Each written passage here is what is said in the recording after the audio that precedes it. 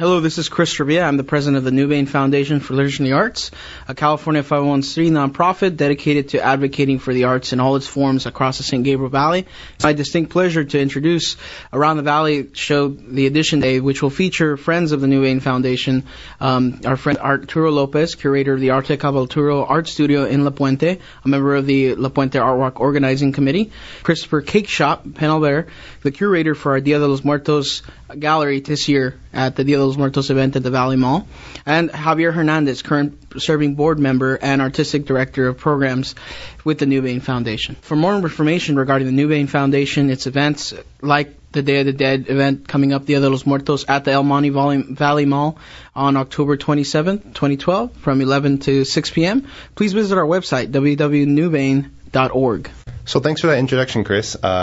What do you guys have going on? What do you want to talk about? Well, I'm Arturo Lopez, and I'm a member of the Nuvein Foundation and also the owner of Arte Cabalturo Studio in La Puente. And basically, I run a gallery there, and I have a show every 3 months with the art in conjunction with the Art Walk.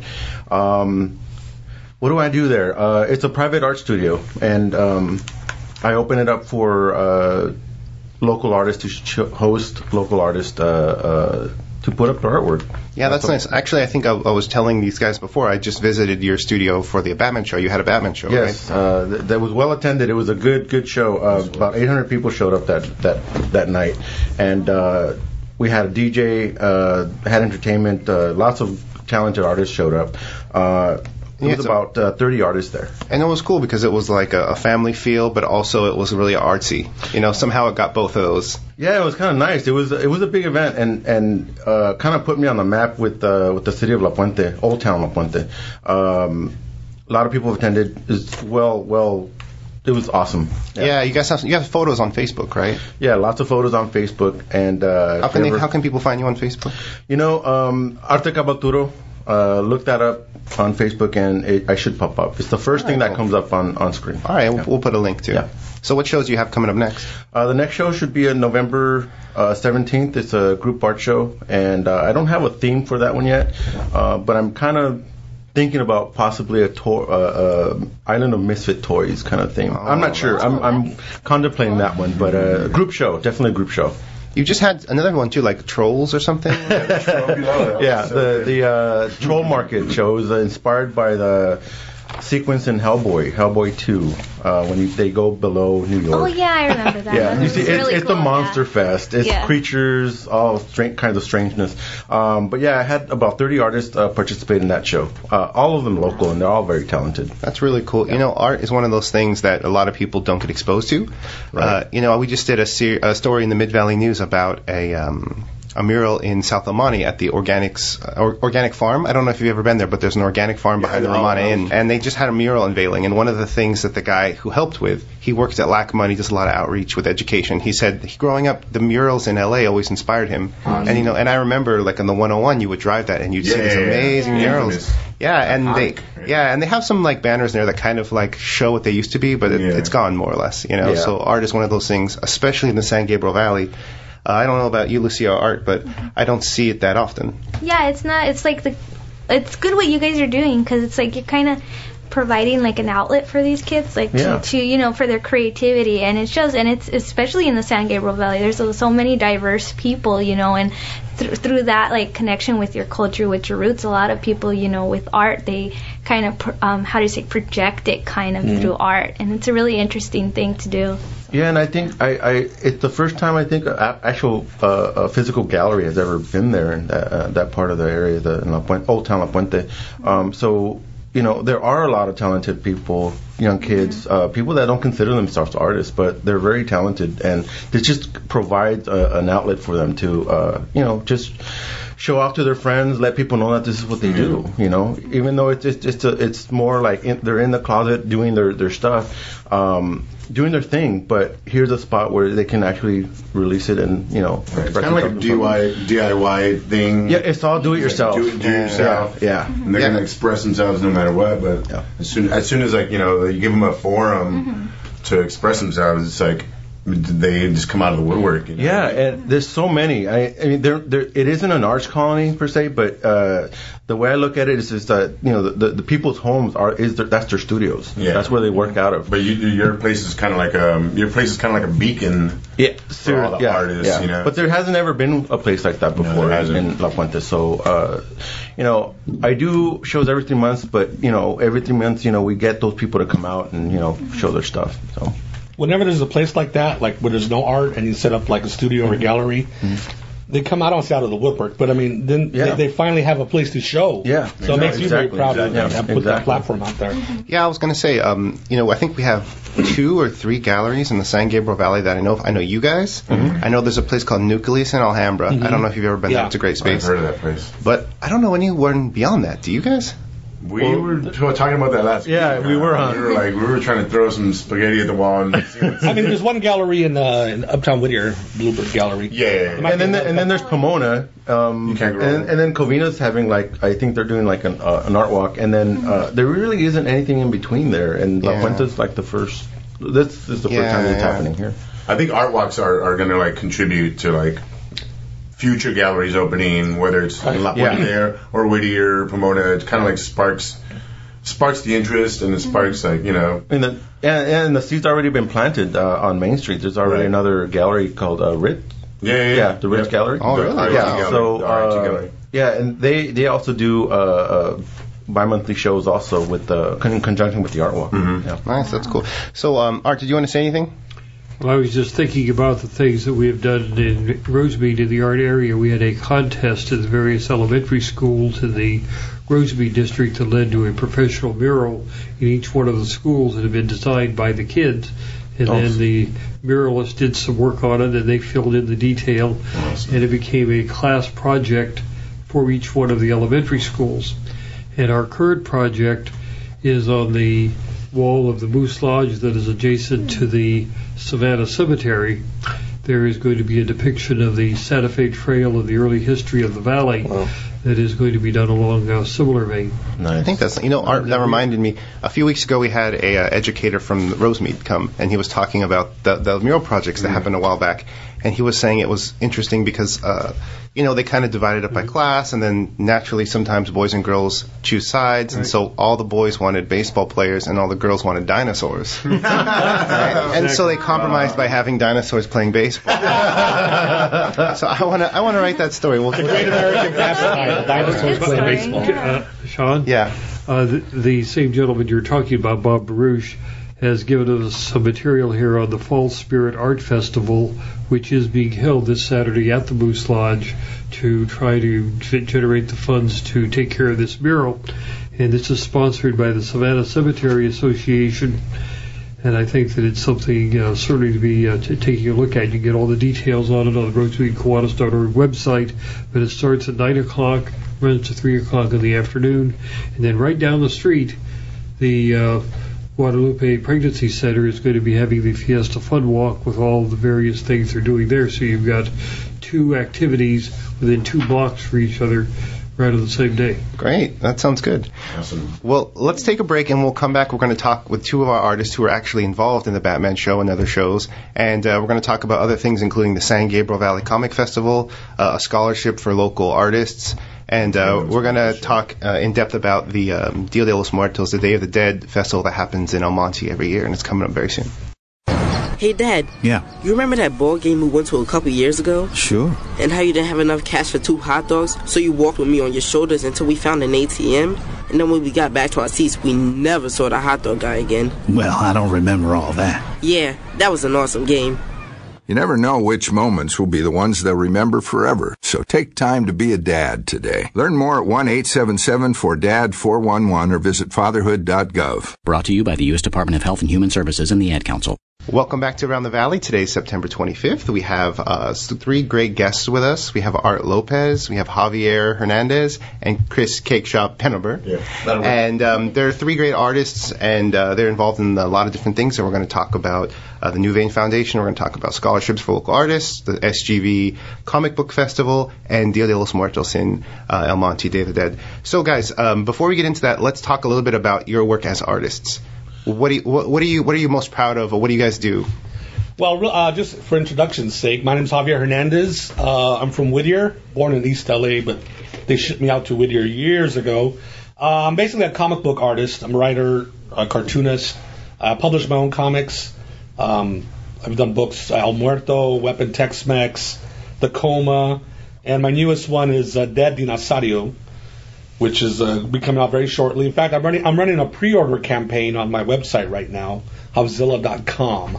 You say Hogzilla.com? Havzilla, Oh, Javzilla, Havzilla.com. Cool. I'm also a businessman, as you can tell. Anyway, what I do, so I love making comics, I love telling my own stories. I also teach comic book workshops. Cool. Actually, locally here in Pico Rivera, at Pico Park. So I've been doing that for years. Mostly kids around, 8, 10, 12-year-olds. And it's amazing how many of them, you just put the paper in front of them and a pencil, they already start laying out the story. Yeah, panel by panel, it's amazing. It's almost like a instinctual, I guess. That's cool. Since the early caveman paintings, right? We're already hearing quality. Yeah, exactly. Were you involved in starting the SGV comic book? We'll talk about the comic festival in a bit, but just real quickly, were you involved in starting that? Yeah, actually, I'm also part of the Nuvein Foundation, which is this nonprofit organization based here in San Gabriel Valley. Nuvein Foundation is dedicated to providing like a platform for the arts, for young people, artists all over the area. So we've put on tons of events over the years, poetry readings, musical festivals, our upcoming Dia de los Muertos that we're doing here in El Monte. I think it's our third one. And yeah, we've also started the comic book festival here. Cool. All right, guys, what about you guys? Introduce your name and then... My name's Chris Cake Shop Pinalber, and I'm an artist, musician, writer, originally from East LA, but based out of the SGV in La Puente in particular. And I've worked under the guise of Nuvein. Nuvein has helped me out curate a couple of shows, the last show being the last art walk at the La Puente on August 18th. And I've worked with Art and his Arte Capolaturo gallery. And right now, me and Art are kind of like working in conjunction with Nuvein to bring the Dia de los Muertos show on October 27th. Right? Yeah. Nice, cool. And Art, you talked about your studio, but are you an artist as well? Yes, I've been working with paper mache. That's my primary medium to work with. I've been working with paper mache for about a little over 20 years. So, man, I can work the paper mache, man. Let me tell you. Don't get me going. Been doing art shows, group shows for about 15 years. I started out in the Arts Colony in Pomona, and that was my training ground, I guess, my school. I never had any formal education in art. Self-taught. I consider myself, in a sense, not so much an artist, but more of a fantasist. I spend my days daydreaming ideas, and that's the part that's really fun for me. I like inventing characters and places, and when you walk into the art studio, what you walk into is an environment. And that's the whole idea with the Batman. I grew up on that. So I've always wanted to create an environment that I feel at home in, and the place I feel at home in is the Batcave, man. And you really did, When you start inventing something like Batman, you're basically creating an alternate reality type of situation. Yes. Gotham City may or may not be New York, but that's what it's based on. Yeah, right. And you have this surreal world where spotlights in the sky will actually attract Bruce Wayne out of get his him to house come out of his hole and his cave and all these sorts of things. Yeah, long before social networking. Yeah, exactly right. Just tweet the bat symbol. And the thing about alternate realities is that I think we need fantasy right now. I mean, we as a community, as I don't know, we just need it. We need a place to escape to. I know there's movies with fantasy elements are really big, but I mean, just within the community of artists, we need a place to escape to. You always find that little place, that little hole in the wall where people can go and share ideas. You need to stoke that. Yeah. Yeah, I'm glad you guys brought that up because we have something coming up, right, in El Monte. Yes, we do. You guys want to talk about how you're involved, what's going on, what it is for people who don't know? The Dia de los Muertos, yeah. Well, I think of 3 or 4 years ago, I was talking to another board member of the Nuvein Foundation, Renato, and we're sitting there. I just joined Nuvein, and I wanted to bring something to it. And it's like, I was like, why don't we have Dia de los Muertos here in El Monte? He's like, yeah, it's a great idea. Well, let's put together a proposal and take it to the board, and let's tell Enrique, the president of Nuvein, who sadly passed away last year in March. It was a terrible blow to everybody, Enrique Diaz. So we went to Enrique, we want to put on Dia de los Muertos Festival. And then, he didn't ask the details. He's like, okay, go ahead, do it. Put it together. Like, wow, that was so great about Enrique. Because he thought we needed one too. So we eventually got together with DEMBA, the Downtown El Monte Business Association, and we put it together at on Valley Mall. Mm-hmm. So in the back parking lot, we set up. We had vendors. 30 vendors. We had a stage with musical acts. So this is our third one this year, and it's going to be bigger and better because now we're bringing in even more people to help us out, like Art, Chris, and a lot of other artists and community. So it's going to be kind of almost like an art walk, but like a festival. Is it daytime, nighttime? It's 11 to 6 p.m., 11 a.m. to 6 p.m. There's going to be the primary location where there's going to be the vendors and the food, right? Right. And the musicians, conjunto bands, mariachi bands. Yeah, we'll have a stage set up for like a whole block of entertainment. And then a little off the beaten path, but still as part of the event. Art's going to be doing an art installation. Yeah, I'm creating an interactive art installation. It's going to be about going to work on like 6 different life-size statues of calaveras and various different multicolored characters. Mm-hmm. Going to be interactive in the sense that people are going to walk in, be able to photograph themselves with them and interact with them, walk around it. Mm-hmm. Nice. And I'll be curating. I'm curating, like, I guess, the art walk event because they gave us a little place on Palm Court. So I'm working with that. I'm bringing together artists from Chatsworth, Northridge, and of course El Monte.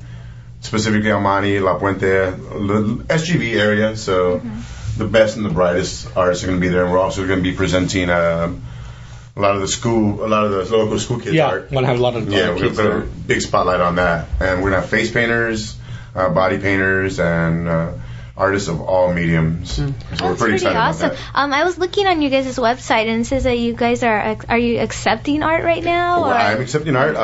You can contact me.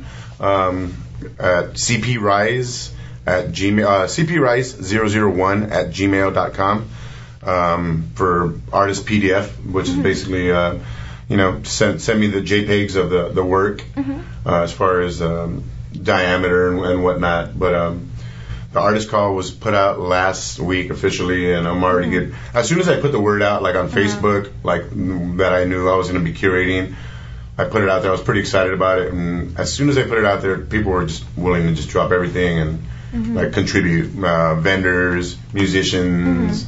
So in this sense, I'm just concentrating on the art, but I was able to get a lot of the vendors, some of the vendors at least, in that little primary location. But I'm lucky enough to just be able to just focus on the art and the artists and just making it good for the community and the artists. I just want everybody to have a good time, basically. But if people go to the Nuvein website, nuvein.org, it's nuvein.org,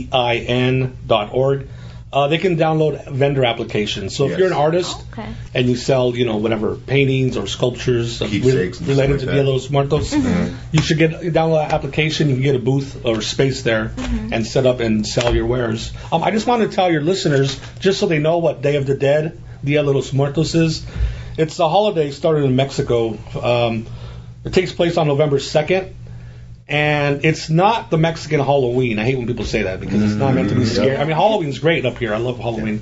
But it's more like Mexican Valentine's Day, I think, because it's to remember and honor the loved ones that have passed on. Right. Friends, family, or, even people you didn't know. Just celebrating their life. Yeah, Elvis, whatever you want. You celebrate their life. The idea behind the thing is, in Mexico, they would go to the gravesite, or maybe at home, you build a little altar for your mother, your grandmother, whatever, and put some mementos of her, some of her favorite foods, and in the spirit is believed to come in that day on the 2nd and just kind of enjoy what you put out for them and such. So it's a way to remember our loved ones who passed on. And acknowledging that death is just a passage and it's just another... It's another cycle of life. Exactly. It's not meant to be scary. And there's certain things that come along with that you see frequently, right? Like skulls, sugar skulls. Yeah, sugar skulls. Carnations are big. The kalacas, like Art mentioned. There's fun-looking skeletons. Kind of like Oingo Boingo early on in their career. They were big aficionados of that. If you look at their old albums, those very particular... whimsical little skulls and skeletons dancing around, having a good old time. Yeah, and it's an event. It's a festival that starts November 1st and 2nd. And I think November 2nd, All Saints Day, it's celebrated for the spirits of the children that have passed on. And so part of the installation that I'm also doing is unveiling a new design that I'm working on for the calaveras is children's skeletons. Children calaveras mocositos. That's the title. Mocositos. My aunt used to call us mocositos. So. Do you want to translate that for people who don't know what that is? Mocositos, or like little brats, you know. You're being a brat, you know. Little ne'er-do-wells. If I could say, because a moco would be basically a snot. So, you know, little kids always got little snots from them. So, but in Spanish, it sounds very cute. Oh, mocosito. Yeah, mocosito, you know. It's affectionate term. It's you little booger. Basically, it's just a new design that I'm working on, but it's also to commemorate the memory of all children that I passed on. So that's part of the installation that I'm going to be working on. Yeah, and I think if people haven't had a chance to experience something like that, like in a country like Mexico, it's kind of hard to grasp how welcoming something can be that you have maybe affiliations with being dark or something. Because I know I lived in Mexico for maybe 10 months once, and I went to like a Day of the Dead celebration, and someone was celebrating, like someone who had passed on, a family member. I had never met these people before. They took me in like I was their family. They're sharing drinks with me. You know what I mean? It was amazing how personal it was for someone I had never met. It's just hard to, if you've never experienced it, it's hard to explain that to someone. Yeah, I think that's the idea. It's a very personal celebration, and you're sharing it with the world out there. You lost a loved one. But that's the other thing too is I spoke to this woman and she says, I just don't get Day of the Dead. It's just such a creepy, right. It's a creepy holiday to have, and I go, well, you gotta think about it from a spiritual point of view. It's not spooky, creepy. It's you're paying tribute to the people that have passed on. But it's don't get creeped out. One time we're trying to put one on, me and friends or some in some city or something, and some council member was like, "Oh, that's satanic." I mean, that's so offensive. That's so stupid. Right. It's just a kind of westernized sort of idea that death is really just not acceptable, something not to be celebrated. Yeah. That's nice. Art, Lucia, do you want to say anything? My mind is going in about 5 different directions on these various things. We're talking about comic book history. We're talking about the philosophy of the dead. We're talking about the specific events that are here. And I'm just wondering, where should we go with this entire thread? But one thing that I was curious about on your submissions that the kids are giving, you say that they just start creating. You said the same thing. You give them a comic book to put the frames down, it just seems to flow. What type of themes do you find that children have in their mind when it comes to their artistic talents? Are they depressed? Are they happy? Are they loving? Whatever they're feeling. It's kind of goes out, let their imagination go all over the place. Don't give them any limitations. When I was in school learning art, I didn't like it when my teachers would tell me, "Oh, you got to draw this, or draw a square, and you learn how to shade it." And I just wanted to go outside of the lines and create. Outside of the square. Yeah, totally. And when you let them do that, where do they tend to go these days? Or does it depend on their backgrounds, or? Well, like I said, I just let them go where they want, and it usually tends to go in my space, in my studio. I encourage a lot of fantasy art, and it tends to get a little dark sometimes. And again, it's not something that's the mainstream likes to celebrate so much, especially in a very intimate way. So I see a lot of that. It's like unfiltered. It's like an unfiltered manifestation. I like to say, if you got some sort of trauma, express it on line paper. Exactly. Just draw, paint it, sculpt it. At least get it out, express it, and try to communicate it in some way. So that's what I'm seeing a lot of. In my comic book classes, because I have a lot of kids in those, generally what ends up happening is I show them how to make the comic, but I don't tell them what to draw. Because like, don't use my characters. Yeah. Use your own characters, your own stories. Mm-hmm. But generally, you can divide the boys and the girls easily. The boys, going to be stories about ninjas, pirates, ray guns, monster robots with machine guns and everything. Yeah. The girls is going to be, no kidding, I mean, it's going to be little friends playing in the park. Might have a couple of ponies, mermaids, really cute stuff. Yeah. But then sometimes you get boys doing stuff that's not the typical action stuff, humorous in regards to. That's great. Cool. All right, well, we're going to take one more break, and then we're going to get into the scholarship that we have up for kids, speaking of kids, and we're also going to talk a little bit about the comic book festival that you guys put on annually, right, in the San Gabriel Valley. And we'll also talk about San Gabriel Valley local events, what we've done, what's coming up, because I know I've done some interesting things, and I'm sure you guys have too. City of Arcadia by Eugene R. Webb.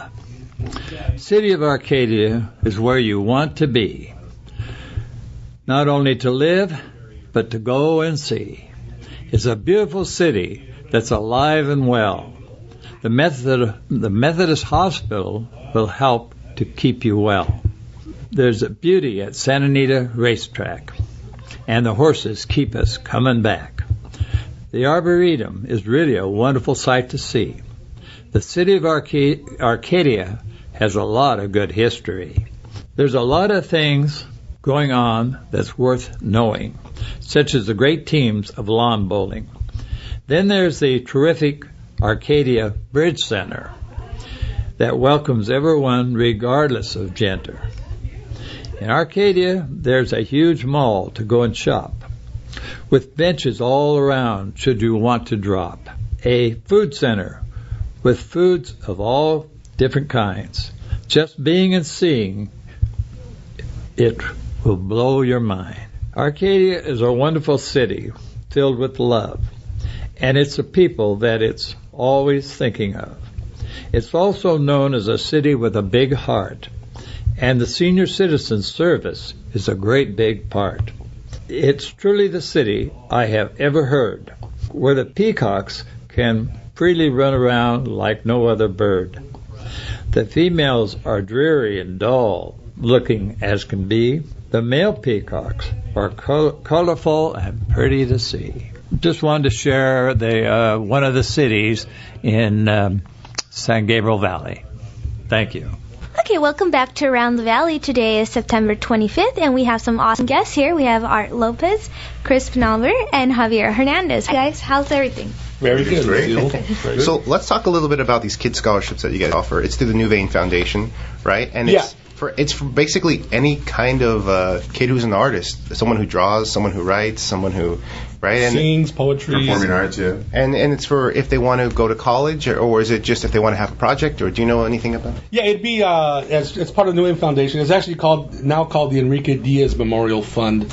So what Nuvein does throughout the year with our Dia de los Muertos, our poetry events, our comic book festival, we raise money, and some of that money we set aside for the scholarships we give out at the end of the year.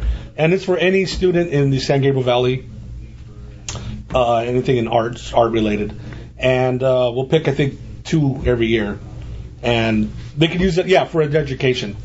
College, awesome. Books, books take a big hit. Yeah, so, one of the saddest things about art is it's so important, but it's so expensive. Even just the materials sometimes can cost people. Yeah, indeed. It's true. Right. Sometimes you gotta put in money to make money or to just express yourself. But also at the same time, don't let that be an excuse. No, Work with the resources, whatever you have. Mm-hmm. Paper mache is one of the reasons I picked it up was because it's not expensive. Yeah. I couldn't afford the materials that the effects artists in the film industry were using to create their monsters. And that's what I do. I make monsters. So I picked up paper mache and I started learning how to sculpt with paper and clay and using temperas or whatever pigment. And you're recycling newspaper. Yeah, and you work with what you have.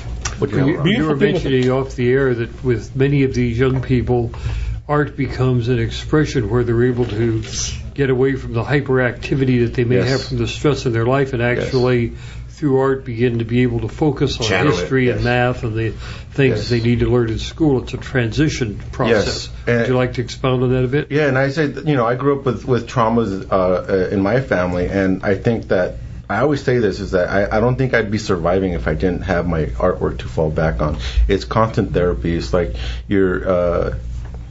it's important for the kids these days. I mean, the anxiety that the kids are up against with these days. They need to be able to express that, and it is an escape. It is a way to calm down and realize that they can make mistakes through their artwork. Right. You were mentioning a lot of kids today, they've got the idea, I don't dare make a mistake, I might mess up, and then I'm going to be gone forever. Yeah, the pressure's which there. Is not and true. I come across that all the time. Yes. And when they're creating, I said, look, just relax. Exactly. Let your imagination kind of run wild. You're going to make a mistake. You're going to erase. You're going to resculpt. You're going to, just let it be what it is. Don't put too much pressure on, you're refining it right away. When a potter creates a bowl of clay or something, he may have to redo that thing 10 times before he's finally ready to put it in the kiln. Yes. Because he'll make little mistakes. Okay, I got to adjust this. I have to restart. Oh, we got to start the whole thing over again. Yes, and take a ball and redo it. Well, let's just say that it took me 20 years to perfect the paper mache sculptures that I do now. Mm-hmm. I mean, a lot of kids come in and say, "Oh, I want to do that." And well, you got to play a lot. Right. You got to fall down and reinvent it, and work with the material that you choose. But it took 20 years to get to where it's at. In my comic classes, it's funny. Like I give the kids paper and pencil. And it gets to the economics of it. That's cheap. Yeah. I mean, paper, you can make whole comics. Yeah. But then some of them start panicking, like, I need an eraser. I go, wait, you haven't even drawn yet. Don't worry about the eraser. Why do you want to erase? Just draw. If it's sloppy, it's okay. If there's no right or wrong answer. Exactly. That's the beauty about it. It's why do you want an eraser right now? Yeah. Don't even think about it. And some kids come in and they're like, well, I want to do that, and they give them such a hard time trying to create what I've duplicated, what I've created, and don't try so hard. Just let it be free and just run with scissors and roll.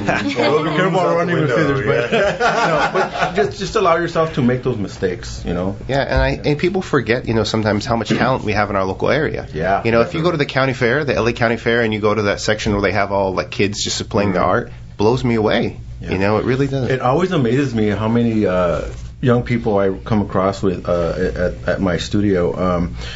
Very, very talented young men and women that don't consider themselves artists.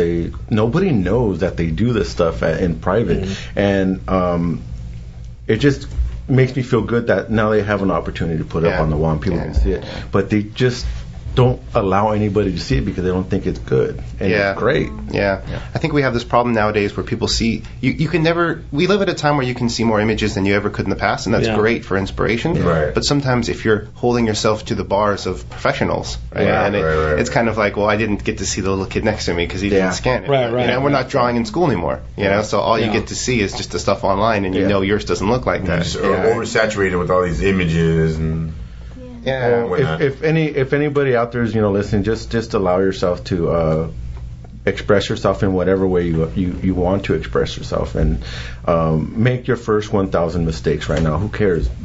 Just get better at it as the years go by. Yeah, and I think that's have also, fun with it. Really. Yeah, and that's also how they kind of get their own style. Because just this past couple of weeks, a few weeks ago, I went to that Kamikaze, the Stanley Kamikaze, and you go through the whole, I guess it's the art gallery where they're selling their work, and you see so many people have their different styles. You know, it's not just the Stanley type Marvel comic style. It's everyone has their own style, And we all have. And we all have our mentors that we look up to and that we want to emulate. But you arrive at your own style over the years. You have different, culturally impacted by different things, different images and different ideas. So it's all a gumbo, with just us three. It's all like a literally. Over the years, it's just a fusion of ideas that you might grow up with. In my own comics, I was talking to a friend the other day about this. He also makes comics. I try to keep mine as I've been doing this about 14 years, and even now I try not to do it so polished. It's I like that rawness. The rawness of the plot. I come up with a plot, but I don't even polish that too much. Right. And then I pencil it, and then try to ink it really quick. Because I like that more and more as I get older. Just the rawness of it. Where it's not so polished. I think if you polish it too much, it starts looking like the other super polished product out there. Right. So do you ever find it difficult to, like, as an artist, do you ever find it difficult to recess back into, back into when you were drawing when you were like 15? Or because I love that when it's not so polished. Now I know how to work the paper so well that every piece comes out so polished. And I'm trying not to. I actually find it easier right now to do stuff just more spontaneous, like this dead dinosaurio. It's like a skeleton dinosaur. That's wacky. Perfect. That's what a kid would have came up with. Yeah, right. So I find it a lot more just liberating doing that. I think we were talking about that last time, like how like I'm a musician too, so I'm a guitar player, and it's like I'm constantly seeing these bands, like the Pool Honeys the other day, and they're like young, and it's just like they're just young and they're just attacking the guitars with just like ferocity and just like, but there's a dumbness to it. It's just like, and I can't be like, I can't regress and just be like dumb and ham-fisted on guitar anymore. It's the idea of when art becomes play and sometimes genius comes out of that. Yeah, exactly. Just allowing that to just happen.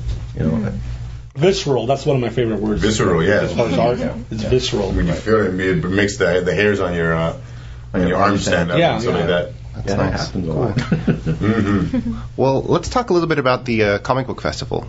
Yes. What's the history? A lot of people don't know about it. How long has it been going on? Yeah, again, Nuvein Foundation, we started the first comic book festivals here in San Gabriel Valley. It was an idea I actually had. It's one of those things where, well, why don't we have a comic book festival here? Because, I'm like the comic book guy of Nuvein. Okay, comics is my thing. So, again, went up to Enrique Diaz. Enrique, we should do a comic book festival. He's like, okay, put it together. So, we got together with Nuvein and a bunch of other people, and we put on the first one at the Cuban Club in El Monte, there on Valley, behind the airport. And this is our fourth one coming up next year at the Baldwin Park Arc. It's a beautiful it's really nice venue. Yeah, that 2-story venue. We're going to have on the bottom floor will be the exhibitor floor, which all the artists will be selling their comics and such. Jim Lujan is going to be having an animation event. A lot of animators from San Gabriel Valley will be there. We'll have workshops up above on the top floor. I'll be doing a comic book workshop. Graciela Rodriguez, an artist here in San Gabriel Valley, she's putting together an art show for high school kids. Oh, that's pretty cool. And I believe we're having live art there as well. So it's going to be a full festival of comic books and comic book art. Cool, and that's going to take place in June. That's June of next year, at the Baldwin Park Arc. Cool. Is that a one-day event, or it's like the whole week? It's a one-day event, yeah. Oh, okay. But the art show is going to be, I think, a month long. Oh, okay. So it's going to be like an exhibit? Yeah, an art exhibit of comic art. Mostly high school kids. Okay. Nice. Cool.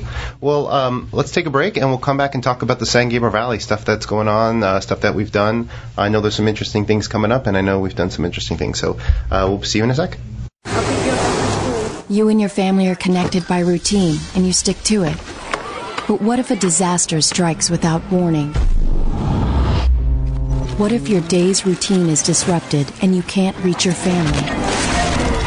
Have you planned for that?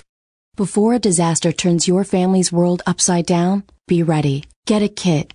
And we're back with Javier Hernandez, Art Lopez, and Christopher Pentelver, is that correct? Pentelver. Okay, Pentelver, all right. And we're talking about all of the things that the Nuvein Foundation has been doing here in the San Gabriel Valley. And one thing that I've been aware of that we haven't talked about yet are the programs you've had in the various libraries, which, of course, is where a lot of the kids do go after school and are involved in all sorts of things. So what have you been doing in that area? Yeah, Nuvein Foundation has worked with a lot of the libraries here in the area, and what we'll do like a live art event, which several artists will be up at the front of the group, just drawing, and maybe asking kids for ideas, and maybe have some of the kids come up and draw. So it's just a way to energize all the young creative minds that show up to draw and explore art, embolden them. Just go home and draw. Not on the walls, but on paper. That's cool. Speaking of, I think it's a great transition to just different things that have been happening, because last week at the Temple City Library there were some Tibetan monks there doing kind of like sand mandala kind of art. Oh, wow. And if you've ever seen that, it's really beautiful. You know, these monks will spend a week creating this really. It's actually in Mid-Valley News this week. I think there's a picture of it at the bottom. But they'll create this really complicated pattern, and then at the end of the week, exactly, just destroy the whole thing. And I remember seeing it as a kid, and it really bothers me, you know, because it's so beautiful. It's not kind of accepted here in the West. Yeah. It's, you know, you build something up to destroy it. Yeah.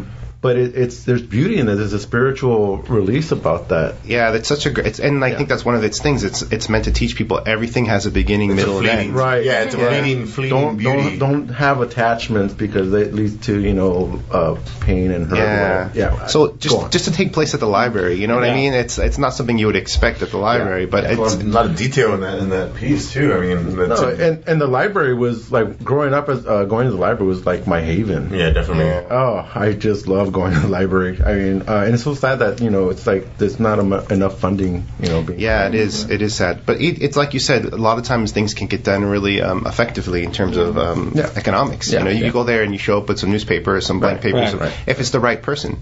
I think that's wonderful. So what have you guys been doing in the San Gabriel Valley lately? Anyone done anything interesting? Lucia, Art, you want to start us off? I was planning on going to the air show that was this past Sunday. It was at the El Monte Airport, but unfortunately I wasn't able to go. But they said that they were going to have a bunch of like air formations and things. They weren't going to do any tricks because it's a residential area. So their airports are everything. They don't want anything to happen. But it was pretty cool. Yeah, they said that they hadn't had it since 2002, I believe. Yeah, I believe Mid-Valley News is going to have some pictures of that on the front page. So, I actually tried to go to that. There was supposed to be shuttles from the bus terminal. Oh, yeah, the Metrolink. Yeah, I think too. I showed up. I didn't see any signs. It was 100 degrees. I said, all right. Oh, my gosh, yeah. They also had classic cars there, too, I believe. Oh, yeah, they had a car show, I believe, in the parking lot, I think, there. And they're also in El Monte, since they're doing the centennial celebration, they're having trolley tours for the community. You can go and they'll show you. They'll show you like about the lion farm. They'll show you right here at Pioneer Park, that one house that's in the front. I guess it's like I don't know what it's called. It's a Pioneer house. I don't know. But it's right there on Santa Anita by Pioneer Park. It's like a house, like historical looking house. And I believe you have to reserve your seats. I'm not sure. On the official city website, it has all the information there. Did you say there's a lion farm? There used to be a lion farm. Wow, that just really caught Yeah, where was it at? I don't remember. I think it's actually really close to where we are in Mid-Valley News. It's kind of close to the Tannin Valley. There's actually a statue snuck in of a lion right next to the freeway. And that's why the El Monte High School is the Lions. And a lot of those like old movies, like they always say kind of like the MGM or whatever the role. That might be true, might not. It's debated. But there are some really cool photos. If you just Google, you can go to LA City Library, not the county, but the city library page. Go to Visual Arts Collections, type in El Monte Lions, and you'll see some really cool images. Yeah, there actually was a lion farm here until World War II, and then because of the meat shortage and rationing in World War II, went bye-bye. Yeah, a lot of there were a lot of interesting things around here. There was an alligator farm, right? There was an ostrich farm. And yes, alligator farm, also regional ostrich farm, South Pasadena. Well, that Santa Fe was the Santa Fe Trail, right, which leads to Missouri, I think. Yeah, exactly. There was a huge, I think it was an LA Times article, or was it Pasadena Star News, debate about is El Monte really the end of the Santa Fe Trail, right? Of course, anyone in El Monte says yes. Wow. I've always understood the end of the Santa Fe Trail was Santa Fe, but I'm in the minority. All right, we've gotten into that debate here before. But basically, the original Santa Fe Trail ended in Santa Fe. Right. But there was a Spanish trail between Santa Fe and Southern California, which was upgraded and became an extension of the original one, and then assumed the name as well. Exactly. No, exactly. But there were also trails to other places like Mexico, and absolutely. And culturally, it ties into the history of El Monte, which Art actually taught me used to be called Lexington. This was El Monte. Really? Yeah, El Monte was a big Southern sympathizer town. After the Civil War, a lot of people moved out here, and so they changed the name to Lexington. Wow. And, there's a lot of Confederate soldiers buried in the cemeteries around here, and northern too. But you forget Civil War, you don't think of California normally. Right. Yeah. Right. Actually, it was the other way around. Before the Civil War, El Monte was Lexington, and Savannah was Rosemead. And okay. we then eventually assumed the other names because, of course, none of them were incorporated at that time. Right. That's interesting. Anyway. So what else is going on? I had some dim sum. We always talk about food here. I've had some really good food lately. So good. Yeah. If you've never had dim sum, it's cheap and delicious all around the San Gabriel Valley. It's almost like tapas, right? Yeah. It's like you just get a little bit of dish here, a little dish there. Side. Yeah. Yeah, it's interesting because I went to, I think it's Top Island. I think it's in Alhambra or something like that. And it was really good, but I didn't know what I was eating. I just I just thought it looked good and I just ate it. Yeah, that's like... We were talking about the various library activities and whatever. Rosemead has about 20 events every month in their library of various types. And one of them is a paper art activity, sort of like the type of thing you're talking about. This is for 5-year-olds to 12-year-olds. It'll be from 2 to 3 o'clock p.m. on Saturday, October the 13th. Okay. Nice. Now, they do other things with various types of Japanese art and whatever along the same line. And if parents would be more aware of these things and get their kids involved with it and exposed to it, these things are free. People that do these things are coming in and doing it. My wife teaches crochet at the library for beginners. The kids or adults can come in and do that, so she has one of them a month. And these are things that are available. We talk about cutbacks to the library. Yes, there have been.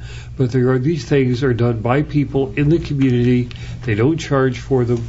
And if the parents would just look at the lists that are readily available on the internet on our rosemeadkiwanis.org website, go do them. And Mid-Valley News, we have a local library section that we try to keep updated for things. Actually, when Art was talking about art in Rosemead libraries, I went to 2 things recently that were really interesting and relate to that. One was...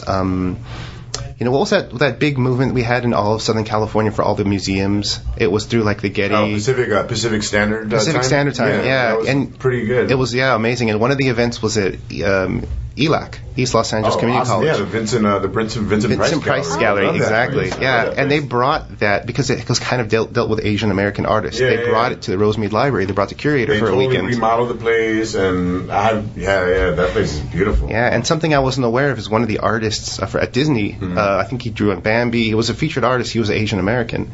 And so he was working for Disney at a time where it wasn't legal for him to marry someone who wasn't Asian. Oh, wow. And just things like that just blow your mind. And he's still alive, actually. I think he's 102 and still alive. Wow. Yeah. And I also went to an event last weekend at Rosemead Library that was the forgotten history of Asian Americans in Los Angeles. And the woman giving the talk was an illustrator. Or no, she wasn't an illustrator. She was a writer for children's books. But 2 of the books that she wrote were very heavy topics, One of them, I think, was like the Cambodian genocide after Vietnam. It was a children's book. Children's book? Yeah. Oh, wow.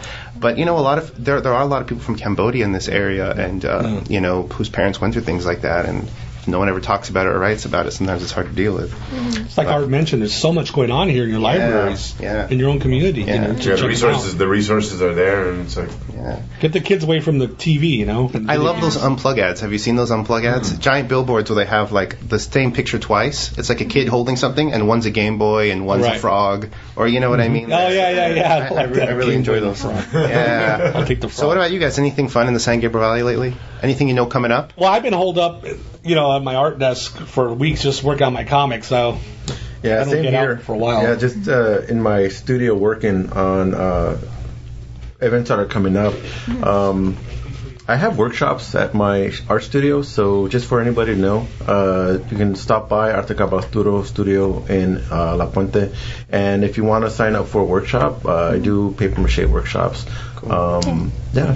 I might take one because I want to make a paper mache. Yeah, that'd be cool. That'd be fun. Yeah. Are you guys involved in the 626 night market at all? Do you know about that? No. There's this. It's kind of like an Asian night market. I guess in Asian countries it's popular to have like a market at night where you walk around, eat food, that kind of thing. And this is its 3rd one happening. The first one took place in Pasadena and actually had to shut streets down because it was so popular. Wow. The second one, they moved it to Pasadena City Hall. And this 3rd one, they're going to move it to the Arcadia racetrack, which I think they call Santa Anita Park now. Yeah. But it's going to be it's 2 nights this time, and they really do a good job of bringing in lots of different people, lots of food, and they try to make it as diverse culturally as they can, and it's really cool. You guys should check that out. We'll put a link. It's the 626 Night Market. I think it's happening in a few weeks. Right? Yeah, I can't remember the date though. Yeah, we'll Google it and we'll put up a link. Sounds like it's just getting bigger and bigger. It is, yeah, you know. It is. Wow. There's a huge market for it. You know, a lot of people want to experience that. Yeah, and it is nice. I mean, we have beautiful weather here, and how often do you get to do something outside at night? Exactly. Mm-hmm. That's cool. All right, Art, do you have anything you want to say?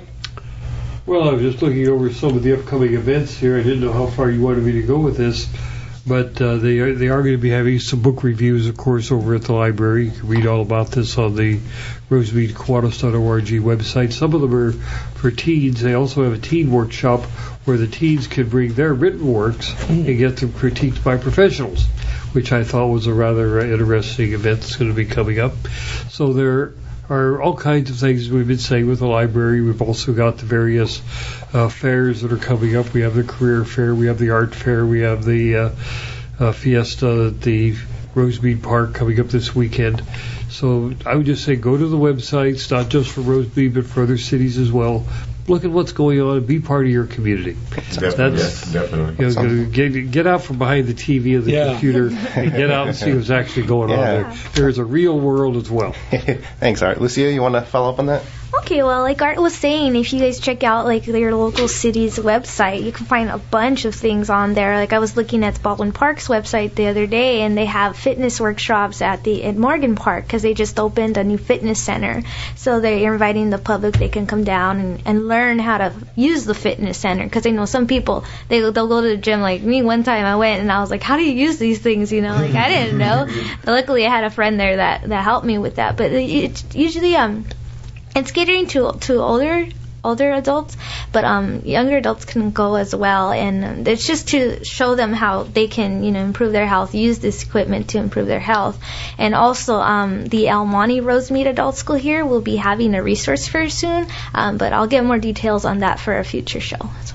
Nice, that's cool. And do you guys have any events that you wanted to share? Of course, Dia de los Muertos is coming up. Yeah, that's the one I think we're all kind of putting our energy on. Dia de los Muertos October 27th. Valley Mall in El Monte. And artists who want to be involved can still be involved. Yes, we're accepting applications, submissions from all artists from around the San Gabriel Valley and beyond. If you're interested in displaying, you can shoot me an email with any with JPEGs and whatnot at cprise001 at Gmail. And that art show in particular is going to be called Calacas, Callejones, and Cultura. Yeah. Which basically, translated. And for Arte Cabalturo Studio, if you're looking to exhibit your work for the first time, find me on Facebook, Arte Cabalturo, and shoot me a message, and we'll see about exhibiting your work. Yeah, because we're having the for the next La Puente Art Walk is November 17th. Yes. Right. Oh. And all of you have on the Nuvein website, you have links to your individual places. Yes. I believe so, yeah. And if any artists want to be vendors at the Day of the Dead event, just go to the nuvein.org site. Again, it's nuvein.org, and they can download an application so you can get a space to be a vendor booth. And if you want to check out my own work, Javier Hernandez, they can go to havzilla.com and check out previews of my new comic and my previous books and what I'm up to. Yeah, and we forgot to mention, Lucia actually has a poster of yours, right? Oh, yeah. Well, when he was promoting El Muerto, which is a movie, well, it was based on his comic, and then it was a movie coming out starring Wilmer Valderrama, and I remember you were there signing autographs, and I remember I still have the poster with your autograph. At the Hollywood Forever Cemetery. Yeah, the Hollywood Forever Cemetery. That was a while ago. That was like 5 years ago, I think. Is that movie on Netflix? Awesome. I'm not sure if it's currently on Netflix. I know it was on cable for a couple of years, because I get friends from all over the country. Hey, your movie was on at 2 in the morning. 8 in the morning, like nonstop. Is there any plans to expand the universe of El Muerto? You mean like a sequel?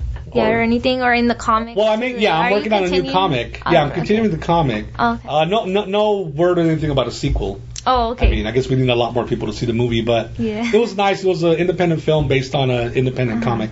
Yeah. That's cool. That's very cool. It's pretty fun. Yeah. Cool. Well, I just wanted to give people one last tip for something to do. If you're looking for something fun and interesting and free to do, all this talk about libraries. Some people don't know there's the LA City Library, which has 12 libraries, and there's all the county libraries.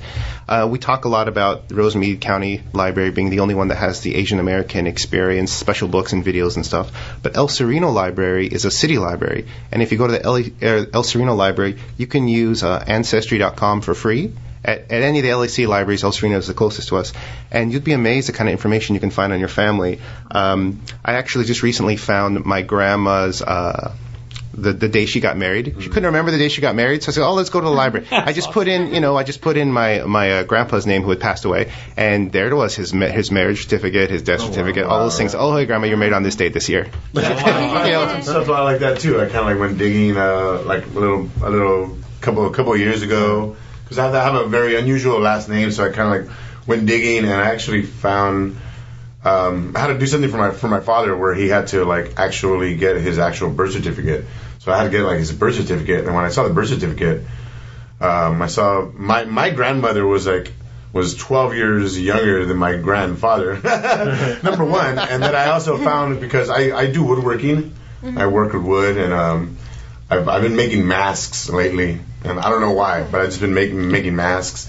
And one of the things I found out was my grandfather was a mask maker. Wow. He's Isleta, Texas. Wow. And it just like dawned on me. Yeah. Like as I'm creating this art, like it dawns on me, like I'm all like, wow, he's kind of like bleeding out of me, and it's kind of like I don't really even call myself an artist. I just call myself a conduit, a conjurer. I'm just like I'm speaking for my forefathers. So that was pretty weird.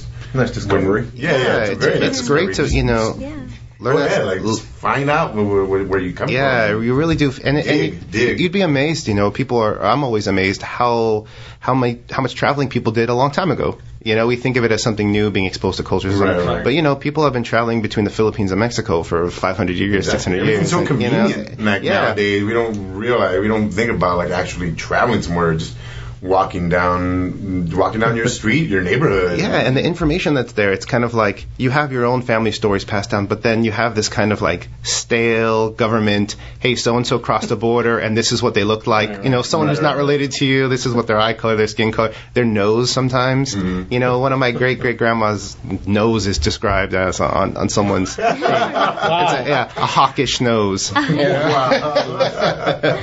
Had $5 when they crossed the border, whatever it was. But explore that, if anything, just takes 5 seconds, you could find some good stuff. I'm afraid to dig too far back in my name. I mean, Hernandez, I hope I'm not related to Hernan Cortez down the line. Only the man who destroyed the Aztec Empire. I got to keep that hush-hush. And you know what? That reminds me, real quick, I want to add, it's important to register to vote. Because I'm registering people to vote right now, and a lot of Latinos have the same first name and last name. Mm-hmm. So if you don't register properly, some people don't have a middle name, right? Some people fill out the form wrong. And so people have the same name, and some of the information is wrong. You might not be registered, and you think you are.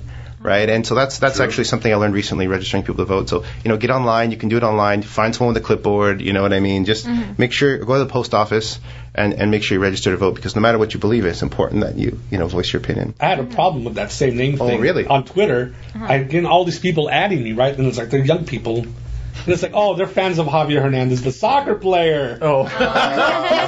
It's like, don't you guys read what I'm posting about comics? And they all add me, and, oh, I love Javier Hernandez. Oh, he's the best. Your ego feels good, but then you find out they think you're somebody else. So. That is funny. Good. Cool. Well, it was a great show. Thanks for joining us, you guys. You guys are bringing a good energy. Thanks for having us. Yeah, and I'm really looking forward to Dia de los Muertos. And it's going to be great. And I guess. Year. Is it? Yeah. Oh, the centennial for El Monte. You're right. Yeah. 100 years of El Monte. It's big. Don't tell the Native Americans. All right. Of course, 100 years of being incorporated as a city. That's what it is. And I guess have a great week, you guys. Art and Lucia, as always, thanks for joining me. You guys bring such interesting perspective. And this is Around the Valley for September 25th, 2012. And we'll see you next week. See you guys. Thank you. Bye-bye.